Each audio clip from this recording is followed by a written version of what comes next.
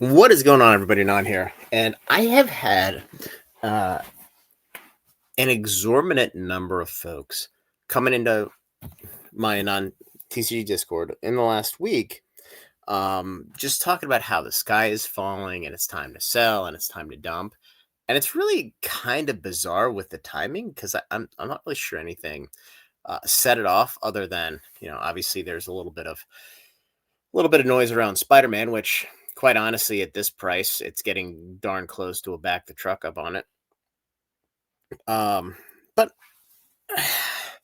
there's a lot of folks, and I think it's the vocal minority who think the sky's falling, and the sky's perpetually falling, right? The sky's falling. It's going to be 2022 all over again. You just wait and see. Pokemon's going to print to the moon, and it's one of those things where it's to me it gets exhausting. But I want to walk through some of these items, and the biggest of which, and I've been saying this probably for a month now, the Mega Charizard XEX Ultra Premium Collection was printed a ton, and it's been printed for months and months and months. And not only is it going to be a super sought after item, there's 18 packs. I actually just watched a video a little bit ago where somebody said, "Well, the packs are mid." Like the packs are mid, you dumb shit. It's 4 Mega 2, 4 Mega 1, 4 Destined, 2 Surging. So literally the 4 hottest sets on the planet. And then 4 Journey Together, which it is what it is. They're not all going to be gems. You look at the Charizard UPC when it came out in Sword and Shield, it was kind of crappy. But no different to what I did when I did a video on the Super Premium Collection. Now, granted, that was all prismatic.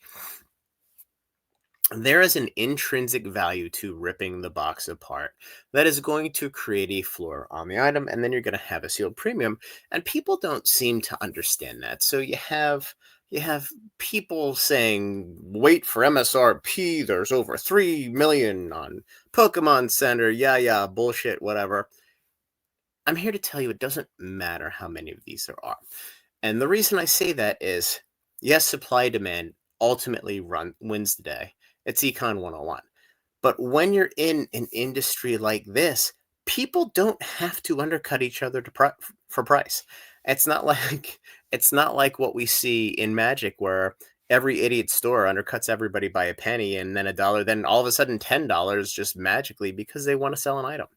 LGSs are generally not the most financially competent folks in the world, but with Pokemon, it's a little bit different because the folks that race to the bottom, they get blown out quickly because there's so much demand that people buy the product. So in the industry right now, my take is that we have had an extreme increase in organic demand growth on the product. And then there's obviously some, you can call it mania, some excess caused by the scalping community, right? So there's obviously excess demand that gets pushed through the big box stores because people have access to buy it in bulk. And this is one of the fatal flaws of pushing product through big box stores, is because they don't give a shit who they sell to. They only care that they sell it. So you have scalpers, botters, whomever, who they're going to take advantage of the system because Walmart, Target, I mean, shit, even Pokemon Center to a certain extent. Yeah, they just want to move product. Pokemon Center obviously has a vested interest in trying to combat that and cast a much wider net. But Walmart doesn't give a shit. I mean, none of these folks, these big box stores are much larger than what Pokemon is. But that's a different conversation. So I am appropriately eyes wide open on the industry in general. And this is analysis that I do all day, every day, because you can't afford to make a misstep and you have to be kind of ahead of the rest of the industry, or, a fast follower, if you will. So I'm in risk off mode. Now, obviously, we have distribution access, we get product, well below market price right now. So buying stuff from distribution isn't risky at all. Um, moving product, I would argue, is a little bit more risky because if you charge too much and the market just takes a little bit of a step backwards, people get pissed at you. But at the end of the day, people are going to be pissed anyway. That's why, the MSRP gang is, in my view, it's a failed business model because people are going to take advantage of you when you're the cheapest price, and when you're not the cheapest price, they're going to tell you to fuck off, and they're going to find somebody else who's cheaper. Because you're effectively dealing with the low of the low when it comes to consumers, and those are folks where every penny, every nickel counts. They're not looking for a consistent access to product, to a certain amount of product for a reasonable price. So that being said, I am certainly mindful of downside. I've had folks reach out about buying cases of sealed Sword and Shield, and there's no way I'm paying 95, 100, 105% of market, and I'm sure people will. I'm just not the buyer for that because I would much rather take that money and buy Prismatic, because I know in April 2027, I know what Prismatic's going to do. Even if it goes down from here, that's fine. I would much rather buy Spider-Man this weekend when everything unlocks and stores dump the product down to $550 for about 3 seconds till it gets bought back up to $700. Those are good entry points, and it's contrarian. So getting back to Pokemon and the task at hand. So Double Infinity Games came out with pre-release for this, and it was $239.99, which, quite honestly, in my opinion, is a fantastic price. There have been folks that have come out and they've priced this at $400, which is a little over the top. I would certainly not buy it $400 or buy it $300. But if we look at the actual item, and this is all that matters, what is inside the box and what is the value? And everybody has to handicap what they think the value is in a worst case scenario to kind of juggle that risk profile in your own mind. So in 18 packs, I would argue now every single one of these sets except for Surging, and I think Journey Together is in the same block as Destined. I'm not exactly sure, but quite honestly, it doesn't matter. So you have 2 packs that are going to rotate out first. Nothing else is going to rotate out for 2 more years. So there's really not a whole lot of intrinsic value there because presumably all of these packs are going to get reprinted and reprinted and reprinted. So if we look at the packs, just say the market's $7 a pack, which is super, super cheap. You're basically looking at 130 some dollars, 134, 36, whatever the number is.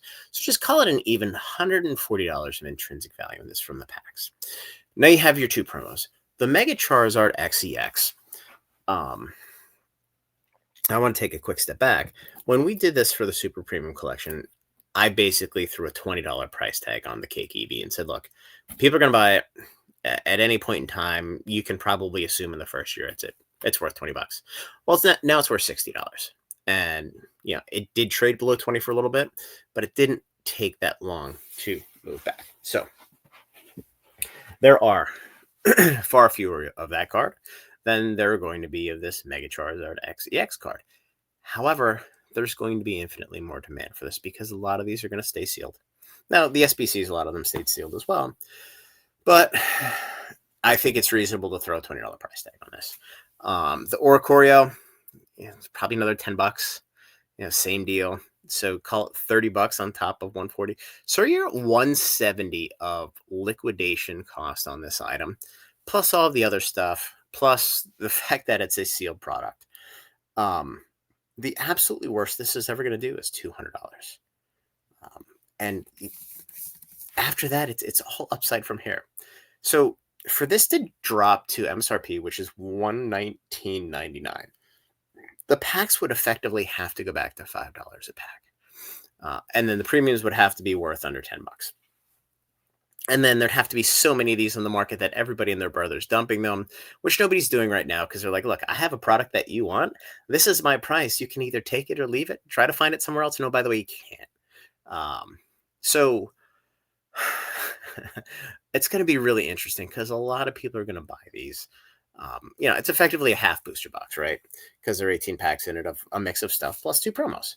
So, yeah, I kind of think about it that way. Plus, I mean, the box art is pretty badass. But if the absolute bottom intrinsic price of this is 200, and look, the low price here is what, 252? Yeah, I mean, there's only one seller, so this will change.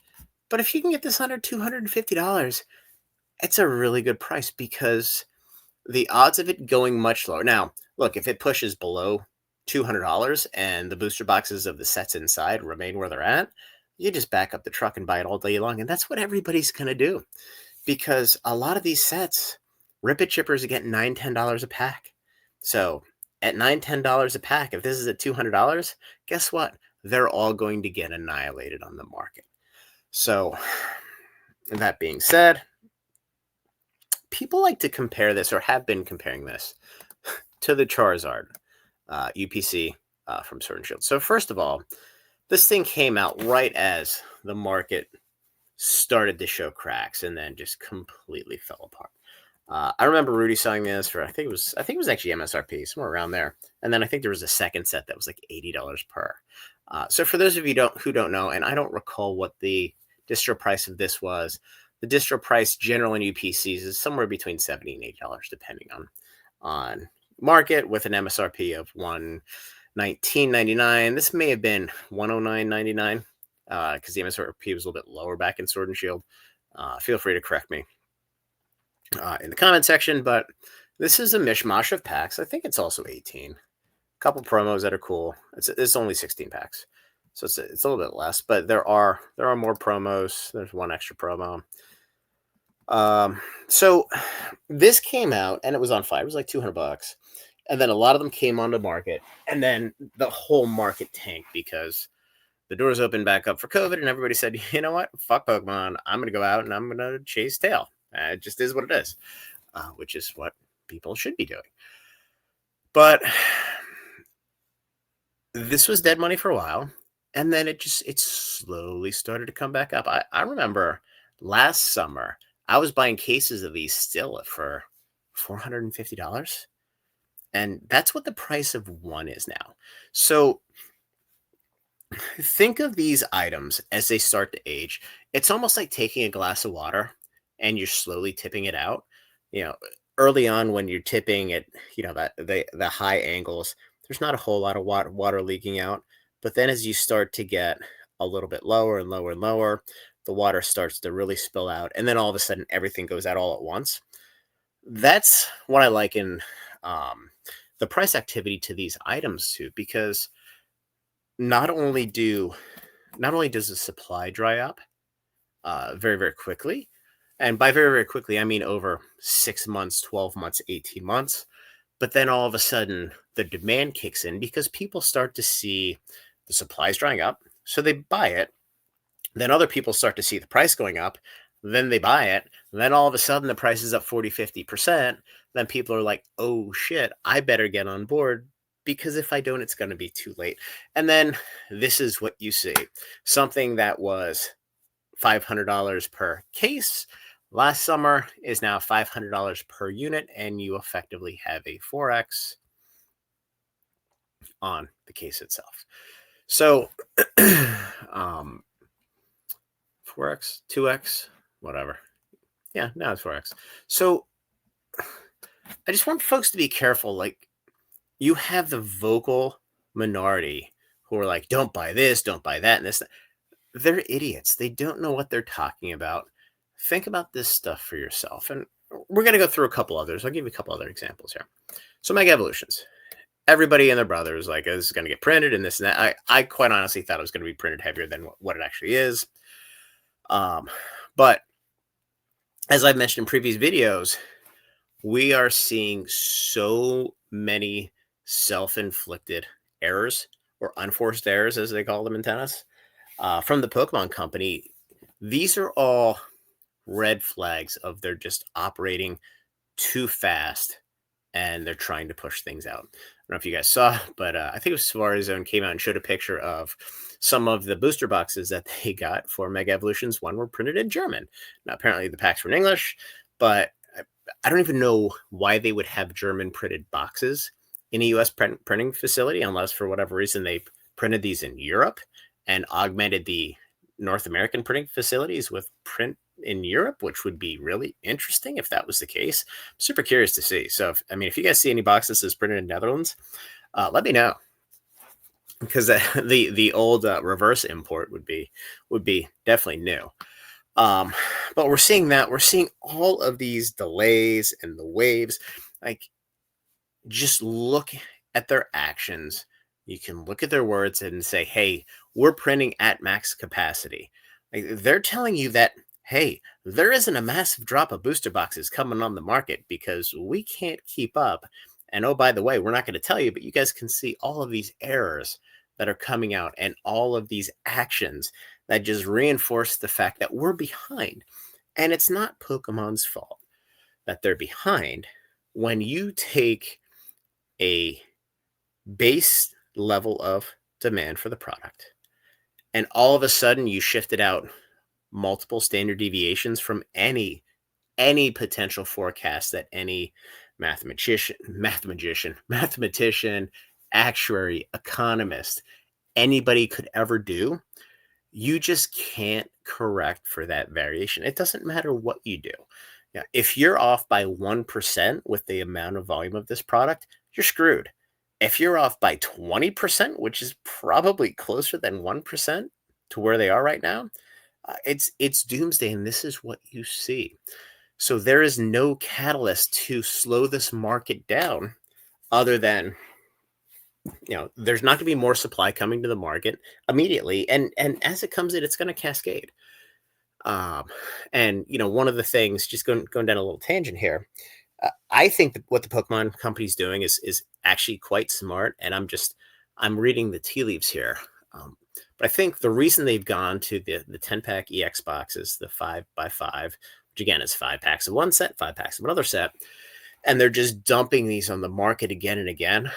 I think they understand that to mass print booster boxes, they're never going to fight that battle. Those boxes are going to get eaten up by collectors, investors, distribution potentially upcharging, potentially not upcharging, and then not have the implied effect on the end user. And the end user is the person who buys the booster pack. It's not the person who buys a pallet of boxes or buys a case of UPCs.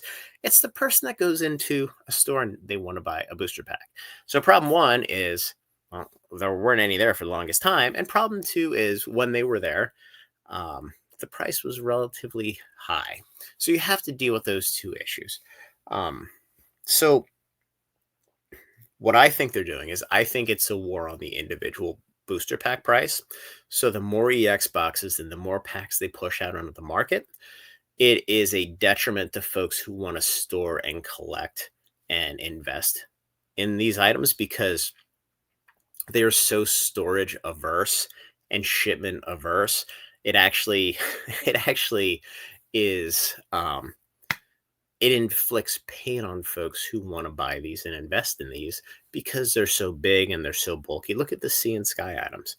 So they've created these items that are going to get packs to the market. They're going to get a lot of packs to the market very quickly.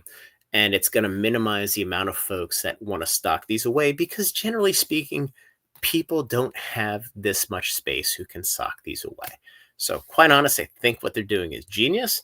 But at the same time, it's just going to turbocharge the price increase of the booster boxes, the ETBs, and I think we're going to see Scarlet and Violet in a year. I would be shocked. I would not be shocked if some of the Scarlet Violet booster boxes are above where some of the Sword and Shield is now, and uh, I wouldn't be shocked if at some point in the next 12 to 18 months it's actually inverted, where the value of the boxes in aggregate for Scarlet and Violet are higher than Sword and Shield. It's just a little bit different. So with Mega, we have two waves. We have a ton of sell through. I don't see a catalyst for downside on this. And when we looked at Surging Sparks and Stellar Crown, the 1 month up through release, there was like 4 or 5,000 boxes selling. Here, you're not getting that because all the stores are able to sell them direct, and they don't have to go on a platform like eBay or TCG Player and pay the full fee because they don't need the marketing. People are now coming to the stores to buy the product because they're just looking for a place where it's available at a reasonable price. And obviously, a reasonable price is a flawed definition because it's different for everybody. But Mega Evolutions doesn't scare me in the high twos. I mean, I would be shocked if it doesn't do it, if it doesn't follow in the footsteps of Destined. Now, that's not to say that come Q1 there isn't some massive dump of product on the market. But again, if it's loose packs, it's not going to have any impact on booster boxes or ETBs. So speaking of ETBs and booster boxes, for that matter, and this is going to be a little bit longer than what I thought it was going to be. So this is why the market is super resilient. We're looking at 3 reprints in this graph. 1, 2, 3. We're at all-time highs. So there were tens or probably hundreds of thousands of boxes that were pumped into the market for Surging Sparks. And this was quite honestly well before they changed to the 5x5, the 10-pack EX box. It had no impact whatsoever on the market. It just pumped the brakes on the acceleration of the box price. So those of you who are scared to death of having a ton of Mega Charizard XEX, Triple X UPCs, the market's so resilient, they're going to get eaten up. And if they get too cheap, it's going to be the same thing as Prismatic Evolutions ETVs, where people are just going to eat them up and make them disappear. Speaking of the devil, Prismatic's now at 120. And there have been a lot of PokeTubers who've said exactly this, and they've been dead on.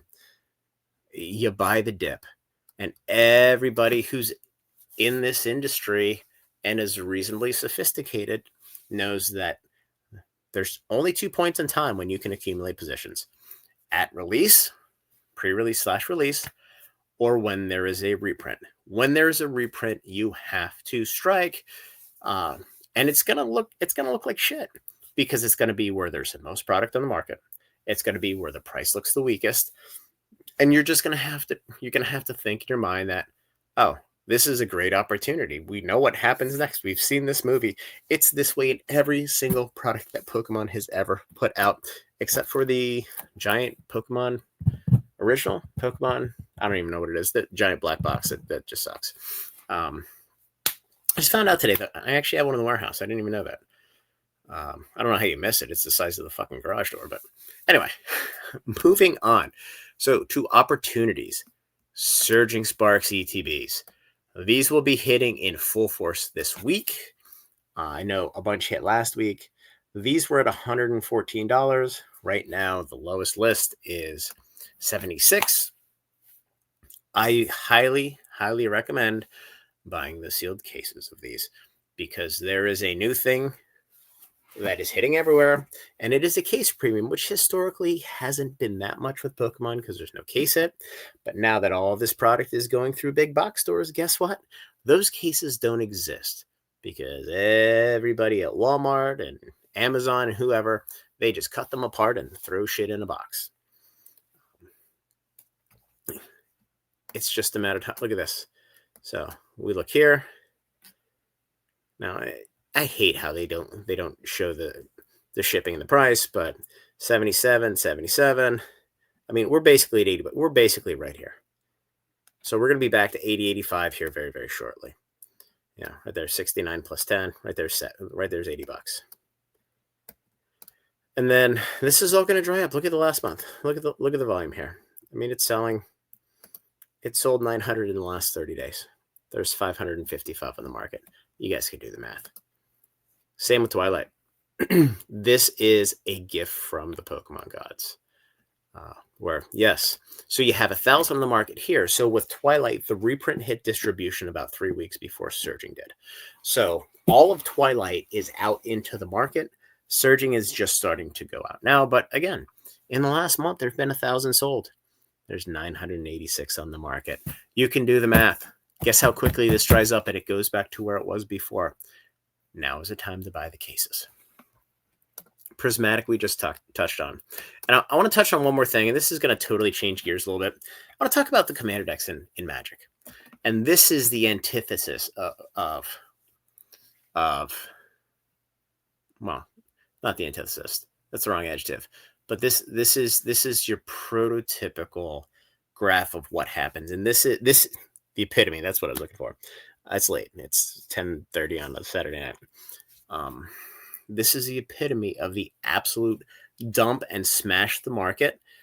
But as the market works through and dries up, this is what happens. So before the first reprint of these, the commander displays were $300. Back in January, there was a massive dump of these. And we honestly, we sat on a couple hundred of them because it's like, it's not really worth it to even sell at 150 because we know what happens next. So you see here, you got to dump down to 150, 145, 145, blah, blah, blah. And it took a long time for this inventory to work through the system. So you are out 6 months, you finally get up to 163. And I think distro price on these was like 110 to 115. It might have been a little bit higher because the price point was much higher. But fast forward to today. So you get back up to 200.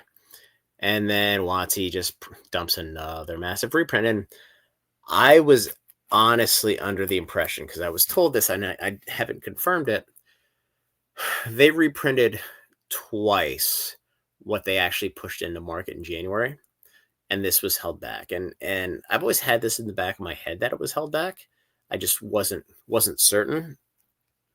But yeah, these are at distro still. And look, now you're at 144.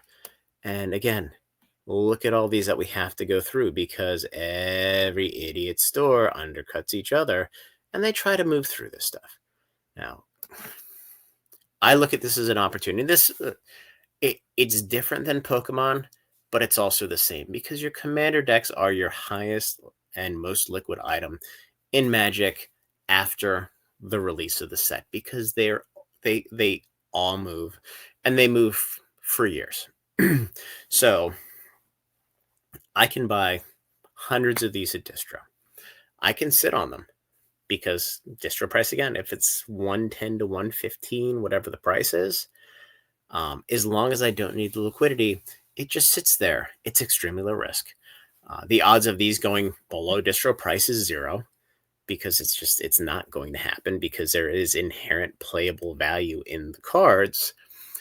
And you obviously have people breaking for singles and that dries up and then that builds more demand for these. And that's how the cycle kind of builds on itself.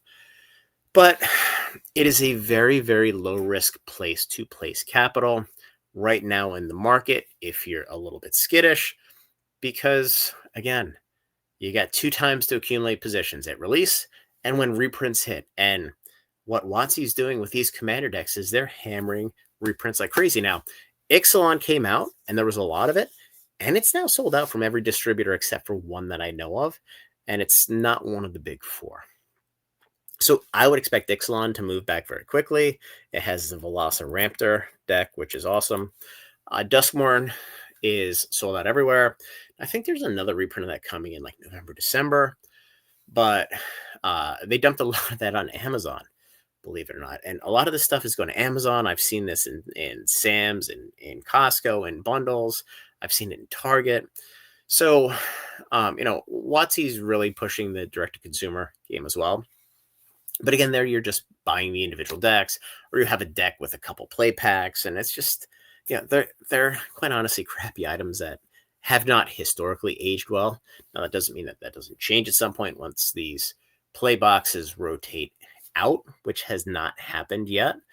They're still reprinting Lord of the Rings and Ixalan, and the whole 3-year rotation cycle is idiotic. It removes any collectivity and investability out of play boxes, set boxes, draft boxes. Um, at least until it's proven that there's actually value and liquidity after the fact. But the reason I want to point this out is, you sit here long enough and you can see it going, you can see it recover. I would do one thing real quick. Excellent. And do excellent commanders, because this is the exact same chart. It's only a little bit more truncated. So this is a year. I mean, look at this. This is like a freaking EKG. So it runs up to 200. They dump product down to 138. Recovers. Second wave comes out. Recovers. Now here is December straight through to August. So, now you're talking again, five months until you recover to something reasonable. But now you're back at 200, and now you have another dump. Now here, you only have 192 left on the market. Now, only 218 sold, but I think a lot of these sold off the market. And I mean, you can see you're at 135. It is an absolute race to zero. But it is the same movie every single time with these. And it is a very, very safe to place money if you're skittish. Mega Charizard Xbox, as I said, 200 is going to be the absolute bottom, unless something materially changes in the industry where the price of packs declines, and with the rip and ship economy being what it is, it's not going to happen. So don't be afraid of the boogeyman. He's not under your bed. And then the last thing I'll just say real quick. So we talked about surging. We talked about Twilight, Prismatic, Gundam New Type Rising. If you're into Bandai games, I wouldn't miss out on that. There's some more product coming at some point. I don't quite know when. But at $170 a box, and it looks like stores just keep undercutting each other to sell a handful of boxes. There's like 130 some boxes on TCG Player with 40 selling a day, 30 selling a day. The sell-through is extremely strong. And then Spider-Man. I mean, that's going to dump next week when all the stores unlock, and anything that starts with a 5 on the collector boxes, it's an instant buy. Now, I did see one of the foremost Magic historians, not the Magic historian, Tavis King, put out some math on just an attempt to calculate the total population of the Soulstone, the special chase card. The same version is like the Sothera, whatever it is for Edge Fraternities. And he came up with a number around 500. I tend to think that the number that everybody thinks is it's probably low by by magnitude of like 2 to 3. So my guess is there's probably 2,000 of them out there. But even if there's 2,000 of them out there, and with all of the Marvel people looking to put money away at something, now I know there've been a couple that have sold for like $20,000. If that Soulstone, just say worst case, it's at $2,500, which is your serialized card from Tarkir, your Mox Amber, your Aether Spark from Aether Drift, your Edgar Markov serialized from Innistrad Remastered. The booster boxes are worth $800. If that's a $10,000 card, the booster boxes are worth probably the same as Final Fantasy, because you have an infinitely better chance of getting one of those cards.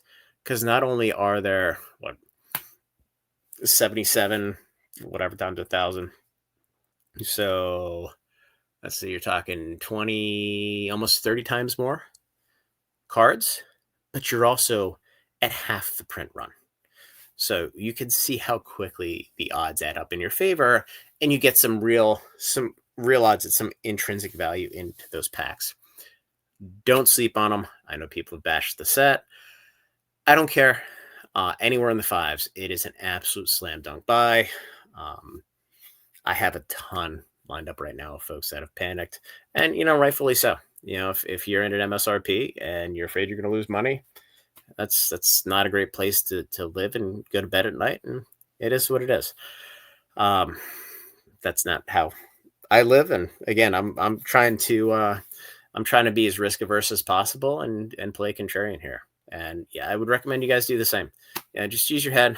Don't listen to the obnoxious minority telling you that MSRP is the way and the sky is falling and just wait until it's like COVID and they drop booster boxes.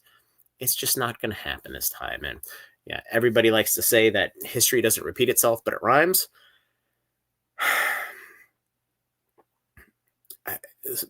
Supply and demand economics are going to trump any of those items that have happened in the past. So anyway, just my opinion. Like the video, subscribe to the channel, join the Discord. We have a lot of good conversations in there. We do run sales. We do have some member slots still, and we have another really cool new program coming up here shortly that I'll announce once I have the details finalized as a little perk to our members here. And look, if you disagree, feel free to throw a comment in there and just be like, hey, look, they're going to reprint the shit out of it and you're an idiot, which is fine. I mean, I had people tell me that Edge of Eternities, I was an idiot for saying Edge of Eternities is gonna perform like Foundations, and it actually did a little bit better, especially with the play boxes. But those people just disappear because it's the internet. So anyway, guys, have a good Saturday evening, and we'll talk soon.